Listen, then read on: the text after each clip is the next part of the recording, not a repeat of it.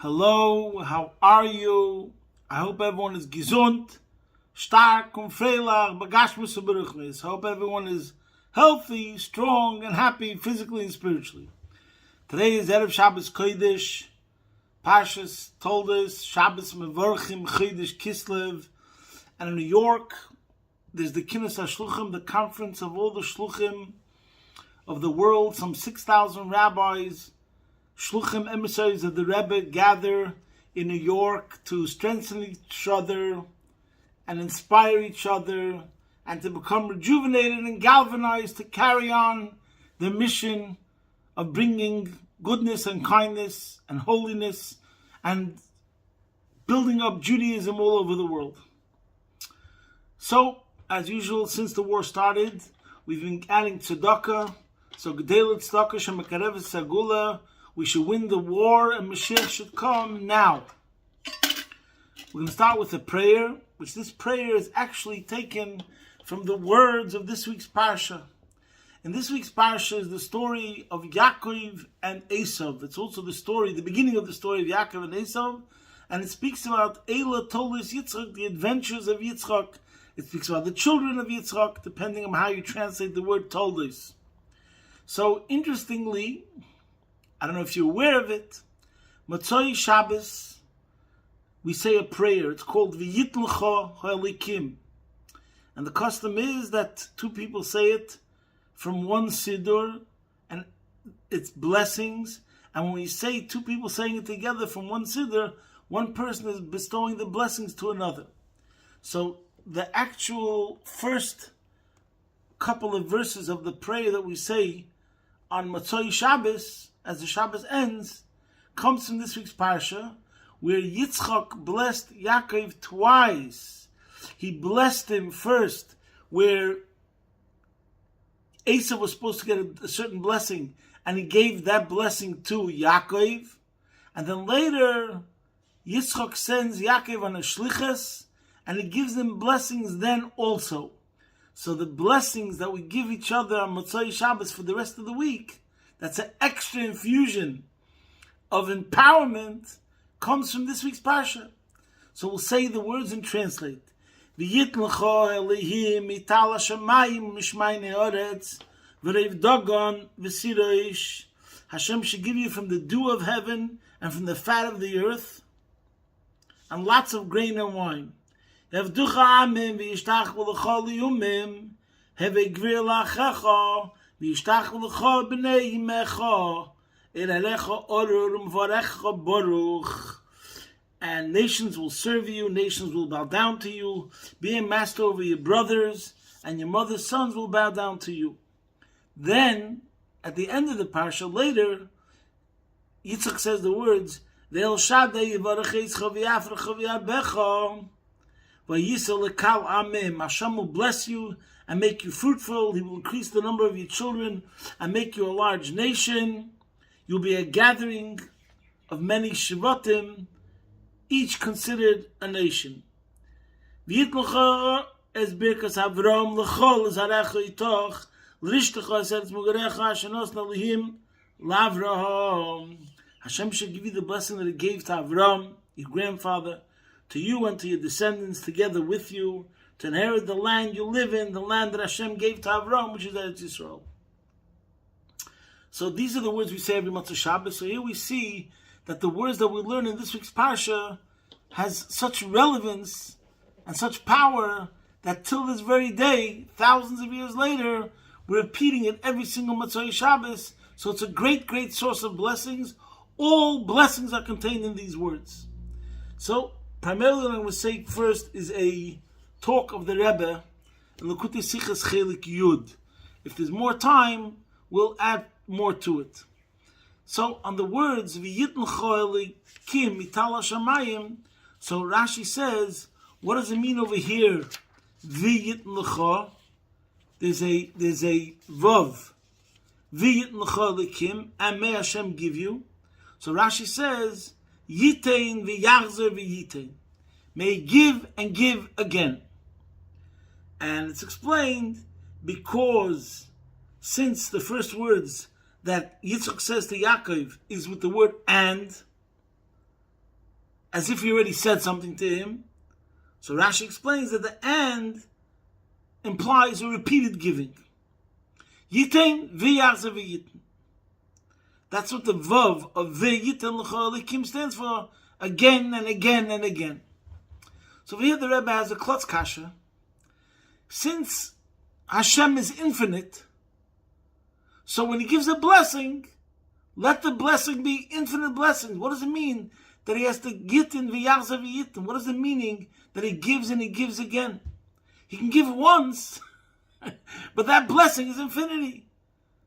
And it's endless and can continue and continue forever. What does this mean that he gives and he gives again? So the Rebbe explains a pshat that is more referring to a concept. And it's a concept that's such a beautiful concept in Avodas Hashem, in the service of Hashem, and it's connected to life, how we see it in such a clear way. And that is, there's two types of people. There's two types of people in the Jewish nation, and there's two types that are essential for the continuation of Torah, and in general for civilization. What are the two types? There's one type that retains and receives whatever came before and doesn't lose it, which is usually called grade A student. They follow rules, they follow instructions, they stay on the straight and narrow path, call them goody two-shoes. Maybe you could say the Alter Rebbe in chapter 15 of the Tanya, those are what he calls the lo yavod they see there. Those are the masmid bilimudei betivoi, the bookworms, the librarians, the studious type, the diligent type, the more serious type. But then we have another type, the ones that think differently, the ones that are a bit wild and crazy, the ones that are rebels, the ones that don't follow rules necessarily. They're the type that they destroy the status quo. Whatever came before, they could uproot it and show a new way, a different path. So the truth is, the beauty of Yiddishkeit is that we have both. And you need both. You have to take from whatever was in the past, respect it, and build upon it. But at the same time, it's the people that have this sort of creativity, this sort of energy, a different type, that they're the ones that take which came before, because you have to have the right foundations, but they're also able to ride with it and come to new conclusions. They're always being mechadish to come up with new ideas, new ways, new paths, but based upon what came before, obviously. So the Rebbe explains, just like in teaching, you have two students and you have two teachers. One teacher gives, let's say there's two situations. One teacher is an unbelievable teacher, and he remembers everything that he learned from his masters, and he retained it, and he gives over to his students truths and concepts that no one else has. It's brilliant. The sun shines because it's something that comes from a whole previous generation, that no one has such a wisdom that they're imparting to others. He is the repository of the great genius and wisdom and knowledge from previous generations. So this teacher gives over whatever he has from before, and he gives it over to his students. But then you have another teacher that his point is not only just to give over, transmit the wisdom that he has from before, but he wants to develop the student's ability to create. So therefore, he lowers himself to the student, and he assesses the student, and he gives over to the student a way how the student himself, how the student himself could learn how to produce and how to create.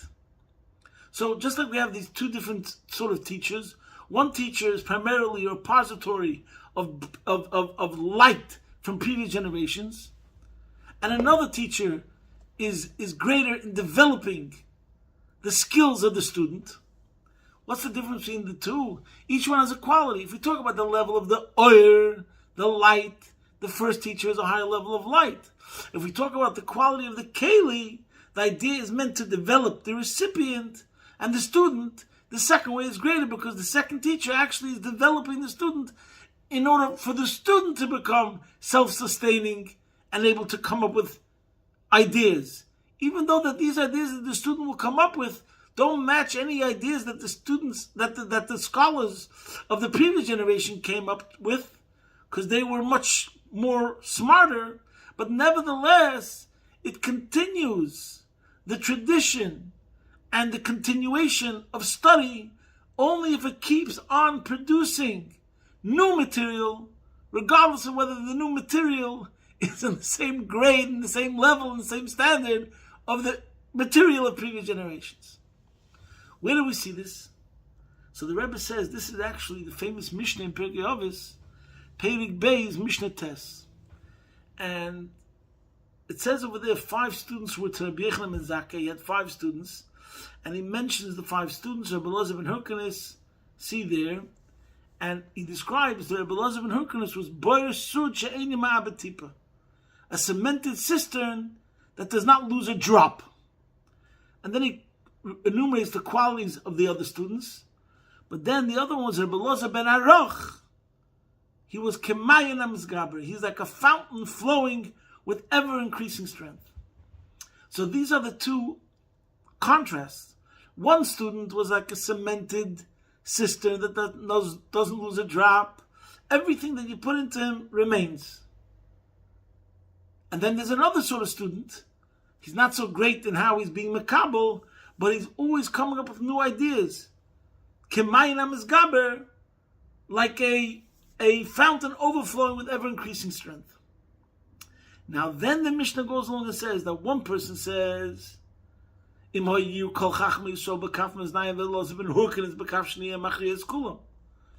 person said that if all other scholars that he mentions in this Mishnah on one side, and on the other side was Rabbi Elazar ben Hyrcanus, Rabbi Elazar ben Hyrcanus would outweigh them all. The one who was like the cemented cistern. But someone else disagreed. He said,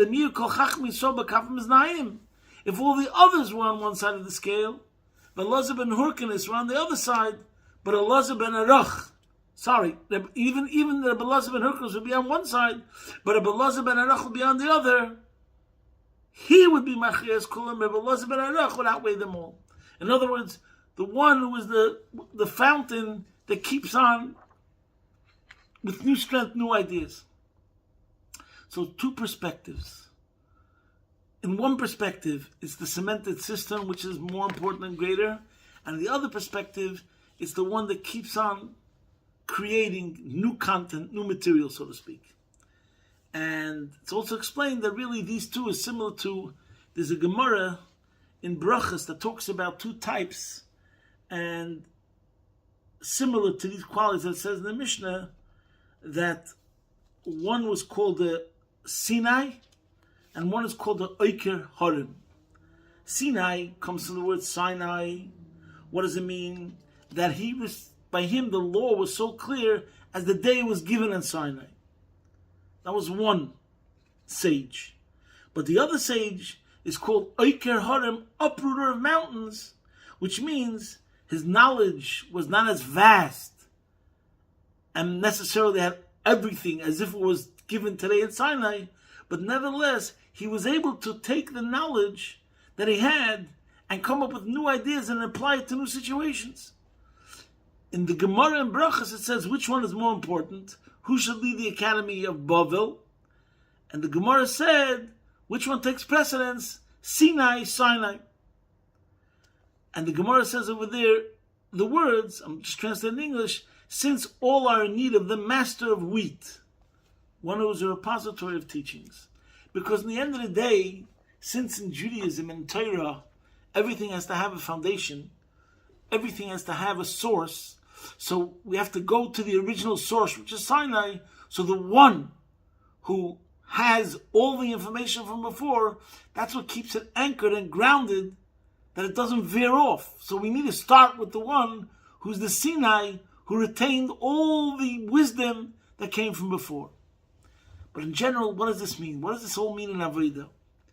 So the Rebbe in Chelik Yud, the Sikha that I spoke about, he says there are two ways that people turn to Hashem and their relationship with Hashem. One is called the tzaddikim, the righteous. Those are the goody two-shoes.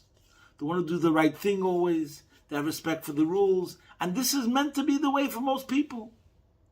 So that's one sort. But then we have another sort, which they're not going to go to the, whatever it is, through the straight and narrow path. They're going to come through the back door. They're going to have a certain journey. It's going to be a bumpy ride. It's more complex. It's more complicated. So you might think that, who knows, is there a path for them too? So this is the beauty. This is what the Rebbe says. This is how the Rebbe is learning Pshat. And what does it mean? Yitten, v'yachze v'yitten. Over here, of course, the Eibishter gave blessings, and the blessings are infinite. But the blessing over here of Yitten, v'yachze v'yitten is about the blessing for two paths. There's going to be always two roads, two paths that lead to Hashem. One path is going to be the path which is more compared to the one path is going to be the path for the people that always follow rules and always go straight and never stray and always do the right thing. That's called tzaddikim. The more proper ones, the more straight ones. But then there's going to be another path. That's the path of the Baal Tshuva, the one who's a returnee, the one who has curiosity, the one who likes to experiment. And I'm not saying necessarily it's a good thing, because it sometimes can be very, very dangerous. And sometimes it can stray very, very far. But this is what it means, Yitein, v'yachze v'yitein, that Hashem made it possible that even someone that has this sort of nature, this sort of discipline, this sort of disposition, and this sort of temperament, guess what? He has the ability that he doesn't have so much the Beis Suchenim Abatipa, he has more the temperament of the Mayin HaMizgaber. He's going to show a certain phenomena that tzaddikim cannot show. For example, it says, "B'mokim shebal tshuva imdim tzaddikim gemurim en yichem lamed." At the place, at the level where the Baal Tshuva stands, the returnees, it's greater and higher than the tzaddikim. And what's the reason? One of the reasons is because it's b'chelo yatir. There's a greater force, there's a greater energy, there's a greater power. And why? Because they were far. So now when they're returning, it's with greater intensity. As the Alter Rebbe in chapter 7 of the Tanya says, Hoyel v'alidei zeh bol avarabozu. Because they were in a far place, they were in a place of darkness. They were in a place where their spirituality was threatened. They feel now worse in a certain sense. So when they're returning with a hunger. They're returning with an intensity. They're returning with a ferocity that somebody who's experienced always the positive before cannot have that sort of ferocity or intensity. He just can't. It's a phenomenon. And that's why the Baal Tshuva is on a higher level. He has that b'cheli yater, which means greater power, a greater force. I once gave a shir in this, and I'm sure I mentioned this once before, and I said a tzaddik is compared to an airplane. He's gaining altitude. Yesterday he was in level 9, today he's in level 10, tomorrow he's in level 11. The Baal Tshuva is compared to a rocket ship. It's a whole different sort of flight. It's b'shait echad b'rig echad. You can go from 0 to 1,000 in 1 second. And I once mentioned this to my class, and somebody in my class said, yeah, but a rocket ship has different fuel. I said, oh, very good. That's exactly the pshat. It's a different fuel. In other words, he transforms. It's hapchach hasheichel neira. And like the Alter Rebbe says, Deinis naslik izachis. Because of his past, that's why now his being attracted and drawn to the Eibishter is much greater. And that's what it means, that he's able to transform the darkness, the lowest level of darkness, into light. And this darkness, what was previously considered negative, wrong, sins, that itself becomes transformed, because we see how from that itself, from the darkness, emerged the light that pierces every single darkness, and we see that the darkness brought him to a greater light. So it's a different sort of fuel. The fuel of the rocket ship is different than an airplane. What does it mean the fuel of the rocket ship is different? The fuel, which means his previous experiences, his past, that's what brought him to this place. So now we see beautiful pshat. Yachzer yitin v'yachzer v'yitin. Hashem gave one sort of blessings to the ones that stay in the straight and narrow path, and they will see blessings and fruition in their life, and profit and return, and blessings and blessings and blessings. But there's also yitin, the yachzav yitin. There's going to be blessings, different sorts of blessings, different sorts of experiences. It's not meant for everybody to go this path. But nevertheless, we have to know that the Jewish soul is so special, so powerful, the neshama, that sometimes it's amazing how we see the unexpected revelation of the Jewishness, the Yiddishkeit of every single Yid. And especially this is one of the things we've seen since last year, Simchas Torah, October 7th, how hundreds of thousands of Yidden, millions of Yidden, have been aroused and stimulated, and we see how the neshama is coming out. We see time and time again people that you least expect taking a stand and speaking about taking a stand and say, now's the time to identify and be proud that you're a Jew. And don't cower in defeat and don't try to hide it. On the contrary. So it's beautiful to see. And this is what it means. Yitin v'yachzav yitin. There was one way, which was the simple way, where we look around and we see observant Jews. They were always doing the right thing. But then we see another way, that the Eibishter gave the neshama in every single Yid. There's this invincible spark, which sometimes it takes a while till it emerges. But when it does emerge, we see something infinite, something special, that comes directly from Hashem. I just want to say just another couple of vertlach connected to V'yit L'cha Elikim, Mital Hashemayim Mishmayne Haaretz. There's another interpretation, a Hasidic interpretation, that V'yit L'cha Elikim means, first of all, V'yit L'cha Elikim, Hashem is giving us spirituality, Elikus, godliness. That's number one. The Jew is always aspiring, seeking, looking for spirituality. That's what it means, V'yit L'cha Elikim. And the pasuk says, Mital Hashemayim u'mishmayne haaretz. He gives you the dew of the heavens and the fatness of the earth. He starts with the heavens, which represents spirituality, and then he goes to earth. When it comes to Esav, when later Yitzchak gives him the bracha, over there, it says it in a different way. First it says the earth, and then it says the heavens. So when